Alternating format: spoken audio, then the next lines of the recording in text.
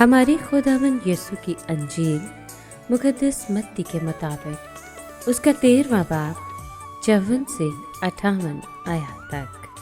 ایک دن یسوع نے اپنے وطن میں آ کر ان کے عبادت خانے میں انہیں ایسی تعلیم دی کہ وہ سب حیران ہوئے اور کہنے لگے کہ ایسی حکمت اور معجزے اس نے کہاں سے پائے؟ کیا یہ بھڑائی کا بیٹا نہیں؟ اور اس کی ماں کا نام مریم اور اس کے بھائی یعقوب اور یوسف اور شمعون اور یہودا نہیں؟ اور کیا اس کی سب بہنیں ہمارے ہاں نہیں؟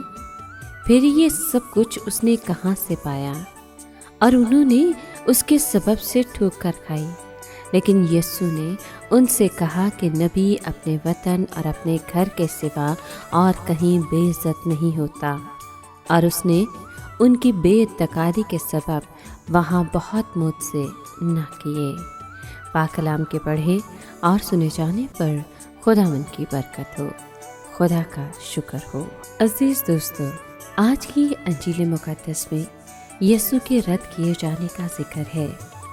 غیر قوم یعنی جو یسوع کو قبول کرتے ہیں، اس پر ایمان رکھتے ہیں، اپنی بیماریوں سے شفا، مشکلات سے آزاد ہوتے اور فضل سے معمور ہوتے ہیں۔ لیکن اب اس کے اپنے لوگ یعنی ہم وطن اس کو رد کرتے ہیں، جبکہ غیر قوم اس کے کلام اور حکمت سے حیران ہوتے اور اس کی برکات سے فیض یاب ہوتے ہیں۔ اس کے ہم وطن سوال کرتے ہیں کہ اسے یہ سب کچھ کہاں سے ملا؟ یسوع کا جواب بڑا مختصر اور جامع ہے۔ نبی کہیں بے عزت نہیں ہوتا، مگر اپنے وطن اور اپنے رشتہ داروں اور اپنے گھر میں یعنی غیر قوم یسوع کو قبول کرتے ہیں، جبکہ اسرائیل اس کے معجزات اور حکمت کو دیکھ کر اس کو رد کرتے ہیں۔ پرانے عہد نامے اور نئے عہد نامے میں نبیوں کو رد کیا گیا، لیکن رد کیے جانے کے بعد بھی وہ خدا کے وفادار رہتے ہیں اور وہ اس کا اجر پاتے ہیں۔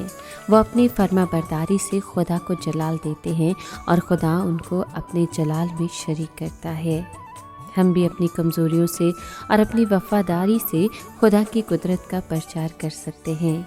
انسان ہوتے ہوئے ہم کمزور ہیں، لیکن یہی کمزوری خدا کی وفاداری اور اس کے فضائل سے ہمیں مضبوط کرتی ہے۔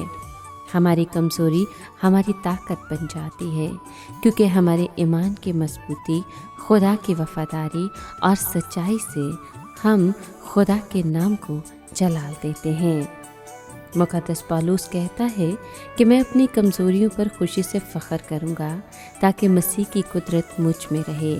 غیر قوموں کے لیے صلیب کمزوری کی علامت ہے، لیکن ہم یہ نہ بھولیں کہ یسوع کا جی اٹھنا خدا کی قدرت کا ثبوت ہے۔ ہماری کمزوری ہی ہماری طاقت ہے۔